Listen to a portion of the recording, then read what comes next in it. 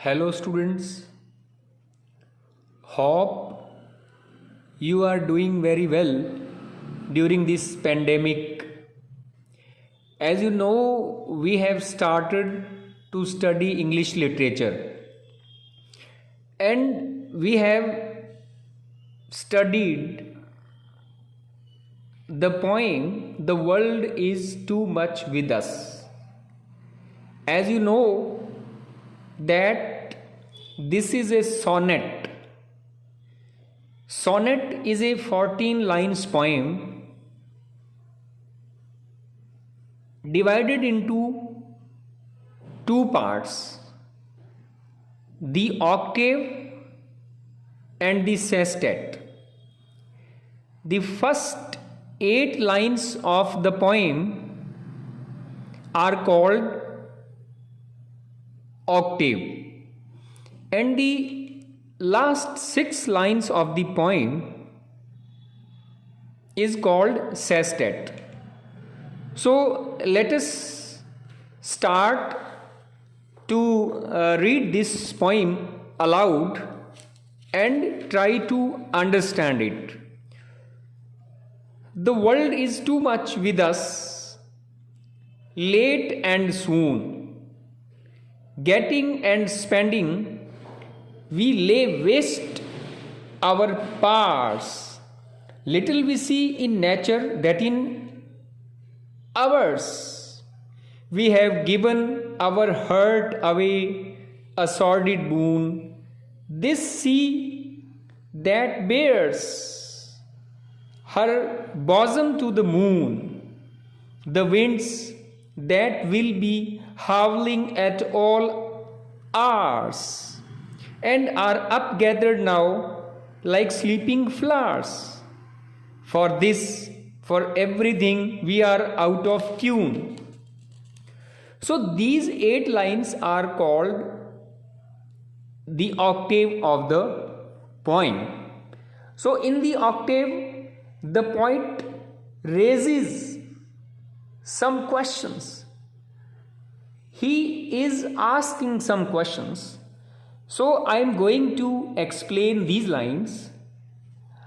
These lines of the poem or the sonnet, The World is Too Much With Us, written by Wordsworth. The poet was a great lover of nature. He was deeply pained to see that his contemporaries were wasting all their powers and time in earning money. They had great power of spiritual elevation and development of the soul, but they wasted all that power in amassing wealth and spending it in wasteful pleasures. In earning money and spending it in and out of the season, they wasted all their power. They do not find time to appreciate the beauty of nature. They did not claim any kinship with nature. They had completely bartered their hearts and souls with mercenary bargains. They had been without the finer feelings for nature, higher values of life. It was certainly a dull bargain in which his contemporaries were engaged. The sight of the grand sea laying open in the glare of the moonlit night does not attract us. The winds that would be making horrid sounds, howling during the day, are calm and quiet at night. But we have no time to appreciate their beauty. We have no sense of appreciation for such a great beauty of nature. We are always busy with the material pursuits of life. So, in the octave, in these 8 lines, the poet is raising questions about our materialistic thinking, that we are collecting things, we are not appreciating the beauty of the nature. So next is says that now what is the answer of these questions? So these last 6 lines of the poem, it moves us not, great God, I'd rather be a pagan suckled in a creed outworn. So might I, standing on the pleasant lea, have glimpses that would make me less forlorn, have sight of Proteus rising from the sea, or hear old Triton blow his wreathed horn. So in these lines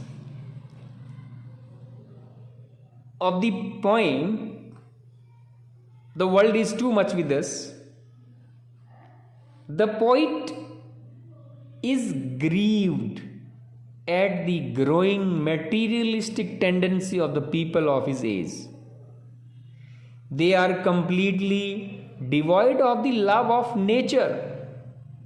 They run after the wealth and spend their energies in cheap physical enjoyment.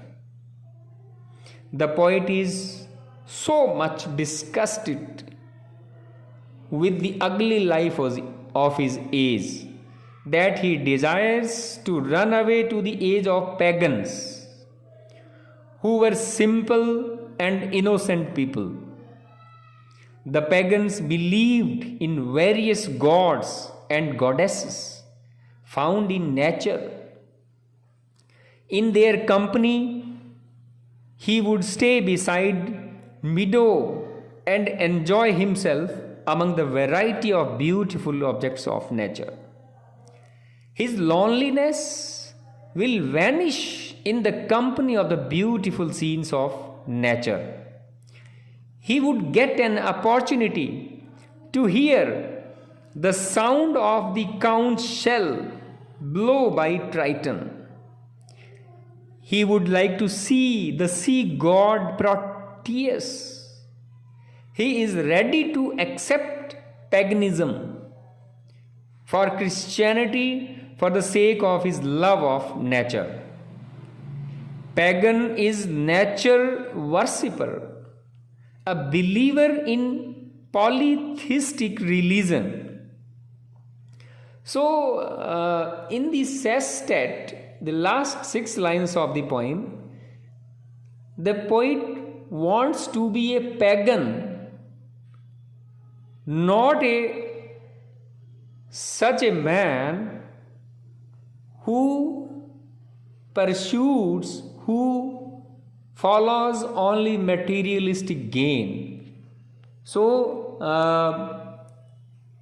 in this poem, the world is too much with us, written by Wordsworth, a great nature poet, a great romantic poet.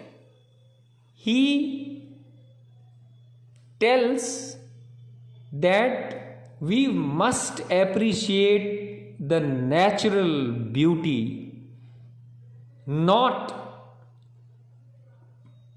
follow only materialistic pursuits. So, students, hope now you have understood this poem very well, and I am fully hopeful that you will be able to understand the theme of the poem, that is totally around the nature.